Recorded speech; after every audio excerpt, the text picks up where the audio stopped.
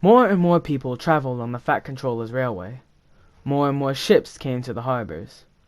Everyone had to work very hard indeed. "No one can say," grumbled Henry, "that we're afraid of hard work. But we draw the line at goods trains," finished Gordon.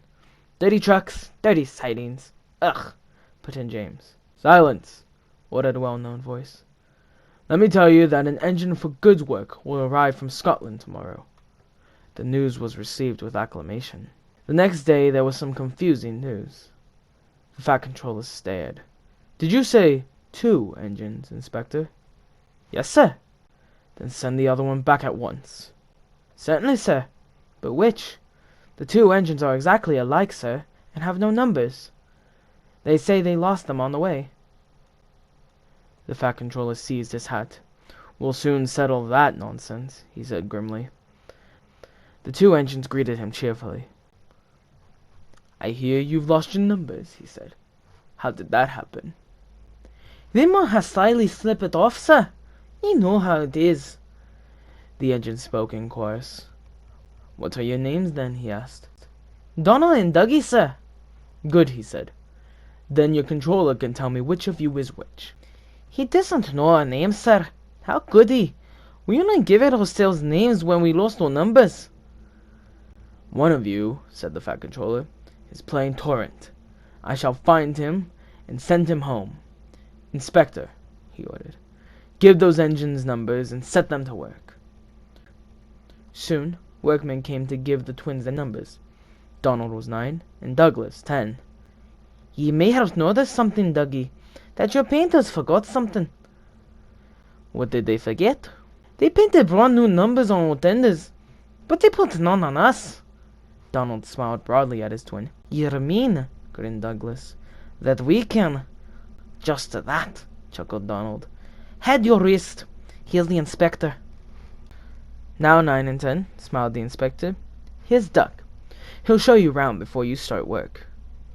They went off happily together, and before long Duck had showed them what they had to do with trucks and coaches. Every day, punctually at 3:30, Gordon steamed in with the express. It is called the Wild Nor'Wester, and is full of people from England, Wales, and Scotland. There is also a special coach for passengers traveling to places on Thomas's branch line, which Thomas, with Annie and Clarabelle, comes hurrying from the junction to collect. Thomas is very proud of his special coach. One afternoon, Douglas helped Duck in the yard while Donald waited to take a goods train to the end of the line. As Duck was busy arranging Donald's trucks, Douglas offered to take away Gordon's coaches. Douglas was enjoying himself when an awful thought struck him. "I hope the Fat Controller doesn't find out I shouldn't be here. I could not abide going back." He worried so much over this that he forgot about Thomas's special coach. Soon, Thomas came fussing. "Where's my coach?" "Coach?" asked Donald. "What coach?" "My special coach, that Gordon brings me from me. It's gone. I must find it." He bustled away. "Law's sakes," said Douglas. "I mean he stole the special coach with the others." "Oh, listen," said Douglas's driver. "We'll change your tenders. Then away with ye, Donald, and take your goods. Don't fuss about it. Quick, no, do as I say." As Douglas and Donald changed tenders, the Fat Controller was surrounded by angry passengers stranded in the coach. They all looked across at Douglas. Douglas and his driver waited with innocent expressions. "Ah," said the Fat Controller, "number 9. And why have you not taken the goods?" "My tender is away, sir." The driver showed him the tender, still uncoupled. "I see.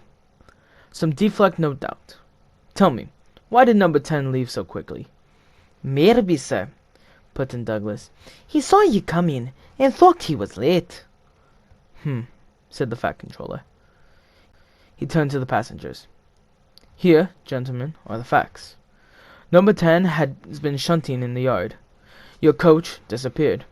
We investigate. Number 10 disappears too.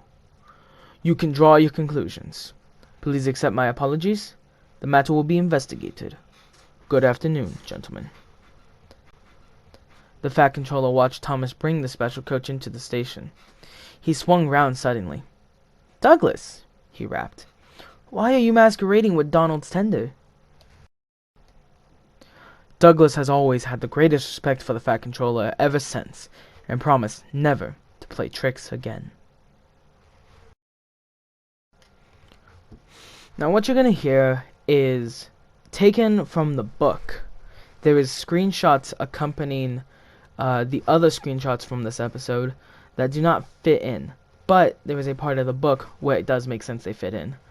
I'm going to change it to fit in with the screenshots, but note this is coming from the original source material. It is most likely the scene was taken out due to it either A, going over the runtime, or B, not being necessary. So enjoy. Donald and Douglas had deep-toned whistles. "They sound like buses," said Gordon. "Or ships," snickered Henry. "Tugboat Annie," laughed Gordon. "Ha ha!"